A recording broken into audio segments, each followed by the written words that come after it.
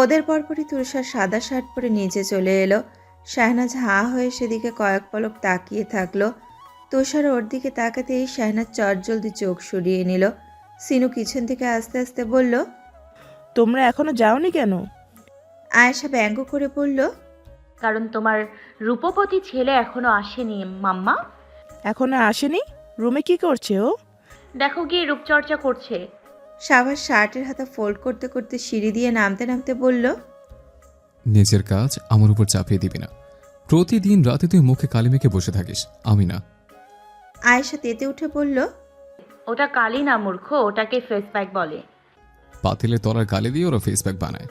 বেশি কথা বলবি না। সাবাস।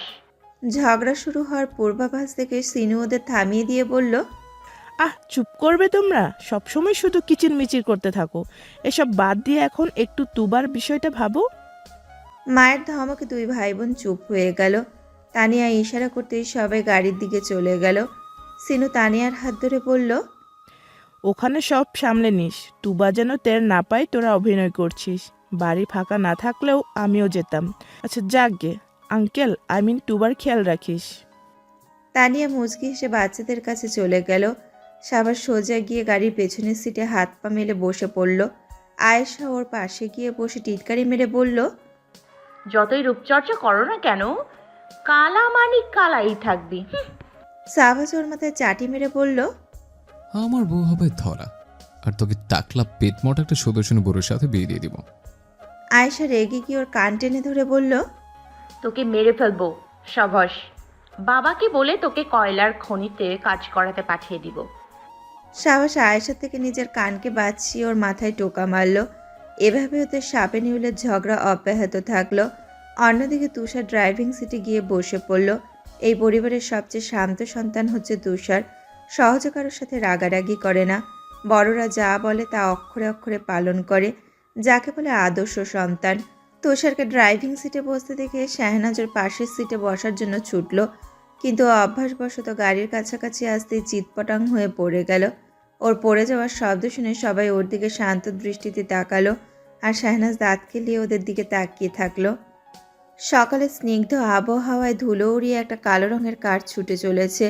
তুষার শান্ত ভঙ্গিতে গাড়ি চালানোর মনোনিবেশ করেছে। শাহনাজ আর চোখে বারবারই ওর দিকে তাকাচ্ছে। পেছনের সিটে সাবাস আর আয়েশা ভদ্রভাবে বসে আছে। অবশ্য এর একটা কারণ আছে, সেটা হচ্ছে তানিয়া ওদের দুজনের মাঝখানে বসে আছে। না হলে ওরা দুজন শান্ত থাকার মানুষ না। সামনের দিকে দৃষ্টি অব্যাহত রেখেই তুষার শীতল গলায় আস্তে করে বলল, তুই কি খাস না? দুবদাব পড়ে যাওয়ার অভ্যেস কবে শেষ হবে তোর? ভাবলি একটু খাওয়া দাওয়া কর। শাহনাজ দাঁত কেলিয়ে বলল, খাবার না, স্বামীর অভাবে আমার এই অবস্থা তুষার ভাই। তুষার ভ্রু কুচকে ওর দিকে এক পলক তাকিয়ে বলল, তোর বলা এই কথাটা পিছনের তিনজনকে বলে দিই। শাহনাজ চোখ বড় বড় করে তুষারের পেটে চিমটি কেটে বলল। খবরদার না। তুষার ব্যথা পেয়ে হালকা আর্তনাদ করে উঠল। ওর আর্তনাদে তানিয়া ব্যস্ত কণ্ঠে বলে উঠল, কি হয়েছে বাবা? তুষার নিজেকে সামলে নিয়ে বলল, কিছু না মাম্মা, আসলে একটা বড় সাইজের মশা কামড় দিয়েছিল। তানিয়া আর কিছু বলল না, কিন্তু সাবাস হাই তুলে বলল, তোকে মশা কামড়ানোর চক্করে আবার আমাদের অ্যাক্সিডেন্ট করে দিস না। কাল তো দেখলাম বলছে না ছবির শেষের অ্যাক্সিডেন্ট হওয়ার ক্লিপটা দেখছিস। তোকে আমার একটু একটু সন্দেহ হচ্ছে তুষার। এমনিতে আমাদের ফ্যামিলিতে রোগের অভাব নেই, তারপর তুই আমাদের পটল তুলতে সাহায্য করিস না। তুষার মুচকি হেসে বলল, রিল্যাক্স ভাই, আমি থাকতে তোদের কোনো ক্ষতি হবে না। আয়েশা তানিয়াকে ছাড়িয়ে সাবাসের মাথায় জোরে একটা থাপ্পড় দিয়ে বলল, তোর মুখে কি বিষ ঢেলে দিয়েছিল বাবা মা? একটু কি ভালো কথা বের হয় না? সাবাস নিজের মাথায় হাত বুলিয়ে কটমট দৃষ্টিতে বোনের দিকে তাকিয়ে দাঁতে দাঁত চেপে বলল, মাফ করে দিলাম, যা। তোর মাফ কে চেয়েছে? তানিয়া গলা উঁচিয়ে বলল, আবারও শুরু করলে তোমরা? শিরুকে ফোন দিব নাকি পরকালে গিয়ে তোমাদের হিসাব নিব? কোনটা? সাবাস আর আয়েশা সমস্বরে বলল, একটা অপশনও পছন্দ হয়নি ছোট মা। ওদের অবস্থা দেখে শাহনাজ হাসতে লাগলো। তুষার এক পলক ওর দিকে তাকিয়ে বলল, হাসি বাদ দিয়ে তোমার সাথে কিভাবে আচরণ করবি সেটা ভাবলি? শাহনাজ হাসি থামিয়ে প্রচণ্ড ভাব নিয়ে বলল, আমি ফুললি প্রিপেয়ার্ড। এবার আমার অভিনয় দেখে বাহবা না দিয়ে পারবে না তুষার ভাই। Mind it. দেখা যাক কি করিস। ওরা এখনো আসছে না কেন? বুড়ো হয়েছি জন্য কি আমার কথার কোনো মূল্য নেই? তোমরা আমাকে একটুও ভালোবাসো না? তোবার আক্ষেপ নিয়ে বলা কথাটা শুনে মাঝবয়সী দম্পতি দীর্ঘশ্বাস ফেলে একে অপরের দিকে তাকালো। সকাল থেকে কম জ্বালাতন সহ্য করতে হয়নি ওদের। একটার পর একটা বিষয় সামলাতে সামলাতে ওরা নাজেহাল। এখন আবার নিজের মেয়ে মানে ফুপু তানিয়াকে দেখার জন্য ব্যস্ত হয়ে পড়েছেন। তোবা আবারও কিছু বলতে যাবে তার আগেই কলিং বেল বেজে উঠল। রায়সা হাসি মুখে ছুটে দরজা খুলতে চলে গেল। দরজা খুলে পরিচিত আপন মুখগুলো দেখে রায়সা স্বস্তির নিঃশ্বাস ফেলে বলল, এবার তোমরা সামলাও, আমরা আর পারছি না। তানিয়া এগিয়ে এসে রায়সাকে জড়িয়ে ধরে বলল, টেনশন করিস না, আমরা থাকতে তুবার কিচ্ছু হতে দিব না। ওদের সকলকে পিছনে ঠেলে শাহনাজ তুবার মুখোমুখি গিয়ে বুকে হাত রেখে নাটকীয়ভাবে বলতে লাগলো, ও নানু, আমার নানু, তোমাকে না দেখতে পেয়ে আমার কি যে অসহ্য লাগছিল নানু, ইউ কান্ট ইম্যাজিন। তোমাকে এক পলক দেখার জন্য তাই তো ছুটে এসেছি 7 সমুদ্র 13 নদী পার করে। সবাই হতভম্ব হয়ে শাহনাজের দিকে তাকালো। তুষার বিড়বিড় করে বলল, সত্যি বাহবা পাওয়ার দাবিদার, ওভার অ্যাক্টিং এর দোকান। নিজের ডায়লগ শেষ করে শাহনাজ 2 হাত মেলে ছুটে তুবার দিকে এগিয়ে যেতে লাগলো। কিন্তু সবাইকে দ্বিতীয় দফায় অবাক করে দিয়ে তুবার সম্মুখে গিয়ে মুখ থুবড়ে চিৎপটাং হয়ে পড়ে গেল শাহনাজ। নিজের অবস্থা বুঝতে পেরেও লজ্জিত ভঙ্গিতে সবার দিকে তাকালো, যারা শান্ত দৃষ্টিতে ওর দিকে তাকিয়ে ওকে মনে মনে ধিক্কার জানাচ্ছে। তুবা নিজের আসন থেকে উঠে শাহনাজকে গিয়ে তোলার আগে আয়েশা আর সাবাস দৌড়ে এসে বোনকে আগলে নিল। ওরা একে অপরের সাথে ঝগড়া করলেও নিজেদের ছোট বোনকে অসম্ভব ভালোবাসে। সাবাস শাহনাজের গালে হাত দিয়ে চিন্তিত স্বরে বলল, ঠিক আছিস বনু? ব্যথা পেয়েছিস? একটু আগিয়ে পড়ে ব্যথা পেলে আবারও পড়লে, একটু সাবধান চলতে পারিস না? ভাইয়ের জবাব দেওয়ার আগে আয়েশা দ্বিগুণ উদ্বিগ্ন হয়ে ওর হাত মুখ দেখতে দেখতে বলল। দেখি কোথায় ব্যথা পেয়েছিস বনু। শাহনাজ সামান্য হেসে বলল, আমি ঠিক আছি ভাইয়া আপু, কিচ্ছু হয়নি। এই সামান্য মেঝে আমাকে ব্যথা দেওয়ার ক্ষমতা রাখে না। আমাকে ব্যথা দেওয়ার জন্য এভারেস্ট পাহাড় দরকার। সাবাস শাহনাজের গাল টেনে দিয়ে বলল। পাগলি। তারপর দুজন মিলে শাহনাজকে মেঝে থেকে ওঠালো। শাহনাজ বোরখাটা ঠিক করে তোবার পাশে গিয়ে বসে পড়ল। বাকিরাও হাত ছেড়ে ড্রয়িং রুমের সোফায় গিয়ে বসে পড়ল। তুষার শাহনাজের কাছাকাছি গিয়ে টিটকারি দিয়ে ফিসফিস করে বলল, তুই ব্যথা পাওয়ার প্রশ্নই আসে না। আমার তো মনে হচ্ছে তোর শাড়ির মতো চেহারার চাপে পড়ে মেঝেটা আধমরা হয়ে গেছে। শাহনাজ চোখ পাকিয়ে বলল। তুষার ভাই, তুষার ওর কথায় কর্ণপাত না করে তুলি বেগমের দিকে এগিয়ে গেল কথা বলার জন্য। ওইদিকে এতক্ষণ শাহনাজের সাথে ভালো আচরণ করলেও আয়েশা আর সাবাস একে অপরের দিকে তাকিয়ে মুখ ভেঙচি কাটল। তুবা হাসি হাসি মুখে সবার দিকে তাকাচ্ছে। সবাইকে একসাথে দেখে ও যে বেশ খুশি হয়েছে তা স্পষ্ট বোঝা যাচ্ছে। ক্ষণকালপাদেও তানিয়াকে উদ্দেশ্য করে বলে উঠল, সিনুমা আসেনি কেন? আর জামাইকে নিয়ে আসিসনি কেন? সাজিদ বাবাকেও দেখছিও না। তানিয়া বলে উঠল। তুবা মামুনি, সবাই চোখ বড় বড় করে তাকাতেই তানিয়া গলা খাকারে দিয়ে নিজের ভুল শুধরে নিয়ে বলল, আসলে বাবা, উনি আর সাজিদ ভাইয়া ব্যবসা সংক্রান্ত কাজ নিয়ে একটু ঝামেলায় আছেন। ঝামেলা মেটানোর জন্য একটু শহরের বাইরে গিয়েছে। আর সিনু বাড়িতে আছে। পুরো বাড়ি ফাঁকা রেখে আসা ঠিক হতো না, তাই। তুবা হতাশ কণ্ঠে বলল, আজ তো শ্বশুর শাশুড়ি বেঁচে থাকলে বাড়ি আর ফাঁকা থাকতো না। সবার মন খারাপ হয়ে গেল। তানিয়ার চোখে তো পানি চলে আসলো। একে শ্বশুর শাশুড়ি মারা গেছে, তার উপর নিজের বাবাও বেঁচে নেই আর। তুষার মায়ের পাশে গিয়ে চোখের পানি মুছিয়ে দিল। তানিয়া চোখ তুলে ছেলের দিকে তাকালো। তুষার চোখের ইশারায় নিজের মাম্মাকে সান্ত্বনা দিল।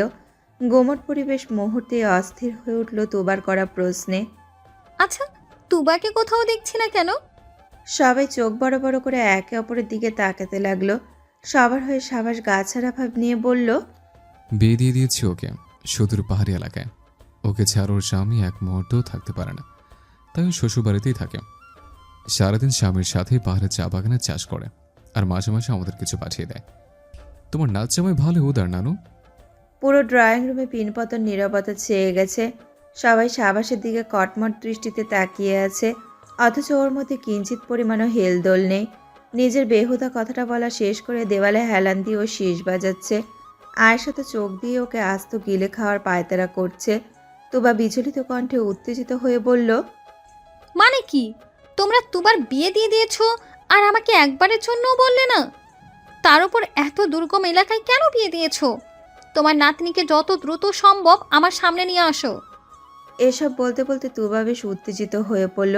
তা দেখে সবার কপালে চিন্তার ছাপ পড়ে গেল। এর প্রভাব না তুবার স্বাস্থ্যের ওপরে পড়ে।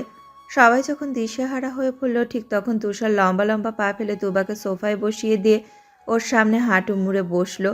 অতঃপর অত্যন্ত শীতল গলায় ধীরে ধীরে বলতে লাগলো, নানু প্লিজ তুমি শান্ত হও। সাবাস ভাই তোমার সাথে মশকরা করেছে।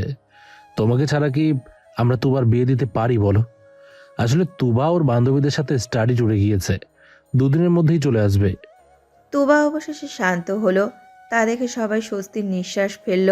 তুষারের থেকে চোখ সরিয়ে তুবা সাবাসের দিকে তাকালো।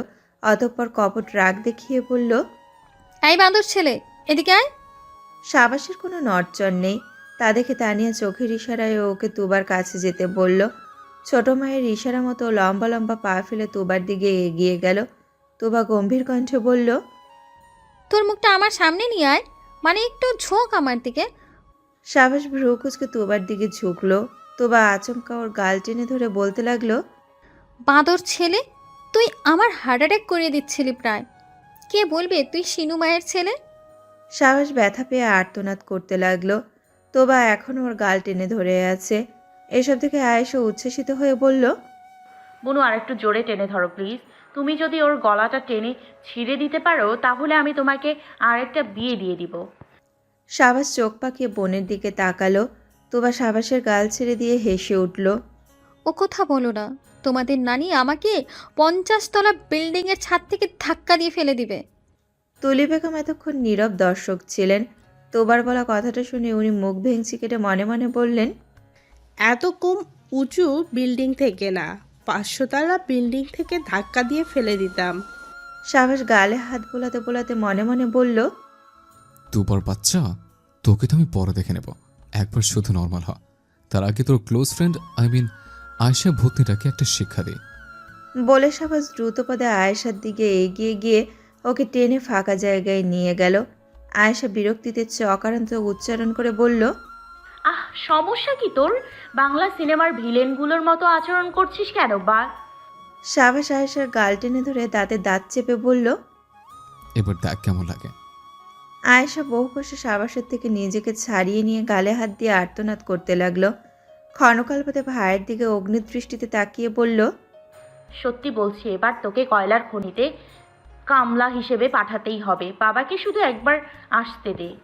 সাবাস কর্কশ গলায় বলল। আয়শু। আয়েশাও দ্বিগুণ কর্কশ গলায় বলল, সাভাসু, আশা। নিরাশা, হতাশা। বাতাসা। চিৎকার করতে করতে দুই ভাই বোনেরই গলা শুকিয়ে গেল। তার উপর দুইজনেরই ব্যথায় গাল জ্বলছে। দুইজনই চোখ মুখ কুচকে গালে হাত দিয়ে ব্যথা সহ্য করছে। একে অপরের সাথে চোখাচোখি হতে হঠাৎ দুইজনেই ফিক করে হেসে উঠল। সবাই ছাদে বসে আছে। তুবা বর্তমানে ঘুমন্ত অবস্থায় আছে। এই সুযোগে সবাই একজোট হয়েছে কিছু সলা পরামর্শের জন্য। সবার নীরবতা ভাঙল তানজিদের কথায়। তোমার এই পার্সোনাল ডিসঅর্ডার তো আগে যেমন ছিল এখনও তেমনই আছে। এত ডাক্তার দেখালাম তবুও তো কোনো উন্নতি হলো না। তুষার কিছু একটা ভেবে বলল, মামু তুমি নতুন কোনো সাইকিয়াট্রিস্টের সন্ধান করো, ভালো মানের উচ্চ ডিগ্রি সম্পন্ন। খোঁজ অবশ্য পেয়েছি। তুবা একটু নর্মাল হলে ওকে সেখানে নিয়ে যাব।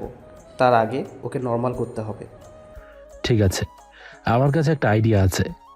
আমরা যদি তুবার সাথে খুব নর্মাল আচরণ করি, যেমনটা নানুর সাথে করতাম, তাহলে ও সন্তুষ্ট হয়ে যাবে এবং আবারও তুবা আগের অবস্থায় ফিরে আসবে। তানিয়া বলে উঠল, ঠিক বলেছিস। তো তুবার সব চাহিদা আমাদের বিনা বাক্যে পূরণ করতে হবে। তুলি বেগম টিটকারি দিয়ে বলে উঠলেন, উনাকে তোমরা চেনো? কি সব আবদার করে বসে। আমি পারবো না ওনার সব কথা শুনেতে। পরে দেখা যাবে মাথায় চড়ে বসেছে। এই বুড়ো আর জীবনেও ভালো হবে না। সবাই শীতল দৃষ্টিতে ওনার দিকে তাকালেন। তানজিৎ কাটকাট গলায় বলল, মা কতবার বলবো, এটা তোমার স্বামী না, এটা তোমার নাতনি। Please cooperate. তুলি বেগম লজ্জিত হয়ে বললেন, কী করি বলতো, বয়স হয়েছে, এত কিছু কি আর মনে থাকে? যেখানে নিজের দাঁতই আমাকে সাপোর্ট না করে সব পড়ে গেছে, হাড্ডি আর চিবোতে পারি না, সেখানে ব্রেন কি করে সাপোর্ট করবে? ওনার কথার ভঙ্গি দেখেই সবাই হেসে উঠল। হাসি থামিয়ে তুষার গলা খাকারি দিয়ে বলল, যাকে এবার আমাদের মিশন কমপ্লিট করতে হবে, এবং মোস্ট ইম্পর্টেন্টলি তুবার সামনে কোনো উল্টোপাল্টা কথা বলা যাবে না, যেটা শুনে ও উত্তেজিত হয়ে পড়বে। কথাটা বলে তুষার আনমনে বাদামের খোসা ছাড়িয়ে একটা একটা করে বাদাম খাওয়া সাভাসের দিকে তাকালো। তুষারের পাশাপাশি বাকিরাও ওর দিকে তাকালো। সবাইকে একসাথে তাকাতে দেখে সাভাস বাদাম খাওয়া বাদ দিয়ে ভ্রু কুঁচকে বলল। হোয়াট? সবাই সমস্যারে বলে উঠল। তুই মুখটা বন্ধ রাখিস। সাভাস এক পলক ওদের গম্ভীর মুখগুলোর দিকে তাকিয়ে চোখ সরিয়ে নিল এবং পুনরায় বাদাম খাওয়ায় মনোযোগ দিল। সবাই এবার সাভাসের থেকে চোখ সরিয়ে নিল। তুষার শান্ত দৃষ্টিতে শাহনাজের দিকে তাকিয়ে বলল। আর তুই? শাহনাজ সাভাসের অবস্থা থেকে মুচকি মুচকি হাসছিল। তুষারের কথা শুনে চমকে উঠে বলল। কি? আমি তো কিছু বলিনি ভাইয়ার মতো। বলিসনি, কিন্তু তার চেয়েও বেশি কিছু করেছিস। শাহনাজ অবাক হয়ে বলল। কি? তোর ওভার অ্যাক্টিং এর দোকানটা একটু বন্ধ রাখিস। তোর এত সুন্দর ট্যালেন্ট দয়া করে সবার সামনে উন্মুক্ত করিস না। ইটস আ রিকোয়েস্ট ভ্যাবলি। শাহনাজ মুখ ভেঙচি কেটে মনে মনে বলল। আমার মেধার মূল্য যেদিন বুঝবেন সেদিন আপনার চোখের পানি, নাকের পানি সব এক হয়ে যাবে। এমন সময় নিচে থেকে তুবার কণ্ঠস্বর ভেসে আসলো। তুলি, আমার দাঁতের সেটটা কোথায়? খুঁজে পাচ্ছি না তো। তুলি বেগম খেকিয়ে উঠে সবাইকে উদ্দেশ্য করে বললেন। দেখলি এই বুড়োর কাণ্ড? এই জন্যই বলি সব চাহিদা মেটাতে বারণ করেছিলাম। 32টা দাঁত থাকার পরেও নাকি দাঁতের সেট লাগবে। তা বলি দাঁতের সেট দিয়ে কি জিহ্বায় লাগাবেন নাকি ঠোঁটে? কেটে গেছে 3 দিন। তুষারের কথা মতো সবাই তুবার সাথে নর্মাল আচরণ করেছে। অবশ্য হঠাৎ মরা তুলি বেগম খেই হারিয়ে ফেলতেন। তখন তানজিদ মাকে টেনে অন্যদিকে নিয়ে যেত। তোবা এখন আর কোনো সন্দেহটাই প্রশ্ন করে না। তানিয়ারা পরের দিনই নিজেদের বাড়িতে চলে এসেছিল। হাসান ভিলার বয়স্করা ড্রয়িং রুমে বসে আছে। বাড়ির 2 কর্তা সোফায় বসে কফি খাচ্ছে। সাজিদ হাসান কফি খাওয়ার পাশাপাশি বই পড়ছে। চোখে একটা মোটা ফ্রেমের চশমা। ক্ষণকাল নীরবতা পালন করে মেহমেদ হাসান হাই তুলে বললেন। ভাই, তুই বুড়ো হয়ে গেছিস। হোয়াট এভার, চোখে চশমা না দিলে তো এখন কিছুই দেখিস না। সাজিদ কোনো উত্তর না দিয়ে বই পড়ার মনোযোগ অব্যাহত রাখলো। তা দেখে মেহমেদ টিটকারি দিয়ে বলল। তোকে কতবার বলেছি এত বই পড়িস না। হোয়াট এভার, এখন দেখলি তো শ্বশুর হওয়ার আগেই দৃষ্টিশক্তির 12টা বাজিয়ে ফেলেছিস। আমার মতো ট্যালেন্টেড ছেলের কথা না শুনলে তো এমনই হবে। সাজিদ বইটা পাশে রেখে মেহমেদের দিকে তাকিয়ে বলল। ব্রয়লার মুরগি, মুখটা বন্ধ রাখ। তুই যে ছোট থেকে ব্রেইন ছাড়া বড় হলি, আমি কি একবারও তোকে সেটা নিয়ে প্রশ্ন করেছি? মেহমেদের মুখটা থমথমে হয়ে গেল। অস্ফুট স্বরে বলতে লাগলো। হোয়াট এভার, কুত্তার লেজ কোনোদিন সোজা হয় না। সাজিদ ভ্রুকুচকে ওর দিকে তাকালো, কিন্তু কিছু বলল না। এমন সময় তুষার সাদা টি শার্ট পরে সিঁড়ি দিয়ে নামতে লাগলো। বাবা বড় বাবাকে সালাম দিয়ে ও কিচেনে চলে গেল মাম্মা আর বড় মায়ের রান্না করা দেখতে। সেই দিকে তাকিয়ে থেকে সাজিদ বলতে লাগলো। কেউ যদি জিজ্ঞেস করে তুই জীবনে কি ভালো কাজ করেছিস, তাহলে আমি নির্দ্বিধায় বলবো তুষারের মতো এত ডিসেন্ট একটা ছেলেকে জন্ম দেওয়া তোর জীবনের একমাত্র সাফল্য। মেহমেদ সাজিদের অপমান গায়ে না মেখে চিন্তিত স্বরে বলল। আমার না খুব টেনশন হয় ভাই। আমার আর মিস তেনার ছেলে এমন হওয়ার তো কথা না। হোয়াট এভার, হাসপাতালে কোনোভাবে অদল বদল হয়ে যায়নি তো আবার? আমরা অন্যের ছেলেকে মানুষ করলাম না তো? সাজিদ কঠিন দৃষ্টিতে মেহমেদের দিকে তাকাতেই মেহমেদ চুপ হয়ে গেল। আবারও 2 ভাইয়ের চোখ সিঁড়ির দিকে চলে গেল। সাবাস উস্কো খুস্কো চুলে আড়মোড়া ভেঙে নিচে নেমে আসলো। সাজিদের মেহমেদকে উদ্দেশ্য করে বলল। হ্যালো বয়স্ক পার্টি, বেশি বেশি করে জিম করো, বুঝলে? পেটটা তো ফুল উঠেছে দিনকে দিন। কথাটা বলে সাবাস বাগানের দিকে চলে গেল। স্নিগ্ধ বাতাসের অভিপ্রায়, কিন্তু পেছনে রেখে গেল থতমত খেয়ে বসে থাকা 2 মধ্যবয়স্ক লোককে। মেহমেদ হতাশ শ্বাস ফেলে বলল। সাভার যে তোর ছেলে এতে আমার বিন্দু মাত্র সন্দেহ নেই। হুবহু তোর ফটোকপি, যদিও তোর থেকেও 2 ধাপ এগিয়ে। হোয়াট এভার, তোর মতন রাগী জেদি গম্ভীর হলেও তোর মতো চাপা স্বভাবের না। মুখে যা আসে তাই বলে দেয়, যখন তখন যেখানে সেখানে। এমন সময় কিচেন থেকে বিচলিত চিত্তে তানিয়া আর সিনু ছুটতে ছুটতে আসলো। তানিয়া বলতে লাগলো, মিস্টার হোয়াট এভার, চলুন আমার বাবার বাড়িতে। তুবা হঠাৎ অজ্ঞান হয়ে গেছে, কোনোভাবেই ওর জ্ঞান ফিরে আসছে না। তোবার চিকিৎসায় এতদিন নিয়োজিত থাকা সাইকিয়াট্রিস্ট মিস্টার আমিনুল রহমান চেয়ারে বসে পান চিপোতে চিপোতে বলতে লাগলেন, বুঝলেন তামজিদ সাহেব, আপনার মেয়ে মনে হচ্ছে নর্মাল হয়ে যাবে। কয়েক ঘন্টাকে ঘুমাতে দিন, ঘুম থেকে উঠলে দেখবেন আবার আপনাকে বাবা বলে ডাকছে। ছেলেকে বাবা না, আবার বাবাকে বাবা ডাকবে। তানজিদ আর রায়সা ওনার সামনে বসে আছে চিন্তিত মুখে। আমিনুল রহমান আর একটা খিলে পান মুখে দিয়ে বলতে লাগলেন, তা তোমার পেমেন্টটা? তানজিদ গম্ভীর মুখে ওনার দিকে তাকিয়ে মনে মনে বলল,